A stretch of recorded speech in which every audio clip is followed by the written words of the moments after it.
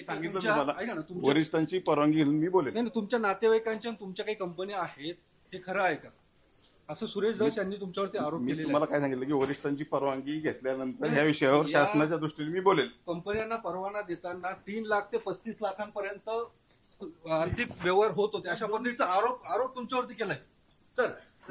मी तुम्हाला एकच सांगतो, वरिष्ठांनी मला परवानगी दिली या बाबतीत बोलायची की त्यानंतर मी सविस्तर तुम्हाला बाईट देईल. मला राजपत्रित अधिकारी असल्यामुळे मला मीडियाशी असं बोलता येत नाही. नाही सर, पण जे आरोप लावले त्यावर ते तुमचं म्हणणं मांडा.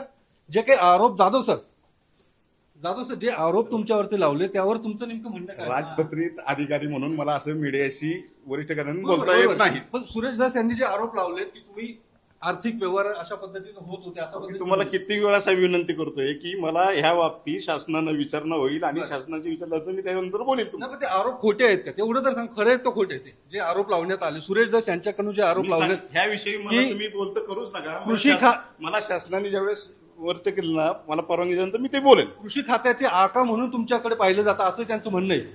सर जाधव सर त्यांनी जे काही आरोप लावले ते तुम्ही फक्त तुम्ही मला वारंवार तेच सांगताय. मी तुम्हाला तेच सांगतोय की मला वरिष्ठांची ज्यावेळेस विचारणा होईल त्यावेळी मी तुम्हाला ते बोलेन. कलेक्शन करायचं राज्यभरात अशा पद्धतीचं सुद्धा म्हटलं जायचं, खासगी कंपन्यांकडनं कलेक्शन केलं जायचं, असा आरोप सुरेश दासांकडनं लावला गेला. म्हणजे जे काही आरोप लावले त्याचे तुम्ही उत्तर द्या सर. ते उत्तर देणं अपेक्षित आहे. तुम्ही उत्तर शासनाने विचारेल आणि त्यानंतर मी त्या बाबतीत बोलेन. वरिष्ठांची परवानगी घेतलं. मी एक राजपत्रित अधिकारी आहे. राजपत्रित अधिकारी असल्यामुळे मला वरून मी त्यांना त्याचा आदेशित मागेल आणि त्यानंतर मी तुम्हाला बोलेन. पण मग काय हे सॉरी मी आता सर माझ्या मागे तुमच्या स्वतःच्या गोडाऊन्स आहेत अशा पद्धतीचा आरोप केला जातो. जाधव सर मी तुम्हाला सांगितलं तुम्ही असं मीडियाने हे करू नका मला. तर किरण जाधव होते, हे या सगळ्या विषयांवरती बोलत नाहीयेत. मी राजपत्रित अधिकारी आहे आणि या सगळ्या विषयावरती नंतर मी बोलेन असंही त्यांचं म्हणणं आहे. मात्र आरोपांना त्यांनी कुठेही उत्तर दिलं नाहीये. सुरेश धस यांनी जे काही आरोप केलेले आहेत त्या आरोपांना मात्र कुठे हे कृषी भवन आहे, या कृषी भवन मध्ये जे दक्षता पथक आहे या दक्षता पथकाचे ते उपसंचालक आहेत किरण जाधव.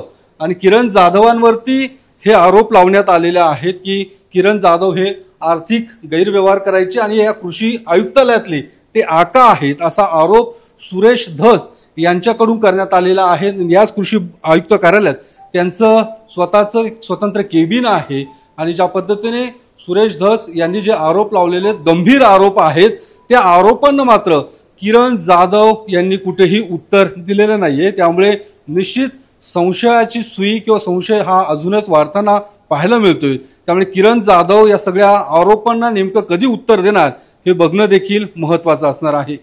कॅमेरामन अभिजित पिसेसह योगेश बोरसे, TV9 मराठी, पुणे.